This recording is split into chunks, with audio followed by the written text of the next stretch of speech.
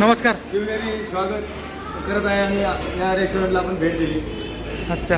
या ठिकाणी आम्ही चांगल्या अशा प्रकारची क्वालिटी आणि सेवा देण्याचा सातत्याने त्या ठिकाणी प्रयत्न करतो.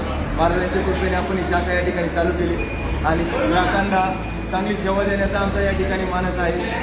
त्याचप्रमाणे आम्ही येत्या 31ला आणि नवीन वर्षाला जोरदार अशी या ठिकाणी तयारी केलेली आहे. आपण या ठिकाणी क्वालिटी मिसळ, शिवनेरी मिसळ या ठिकाणी A1 क्वालिटी डिश या ठिकाणी ठेवलेली आहे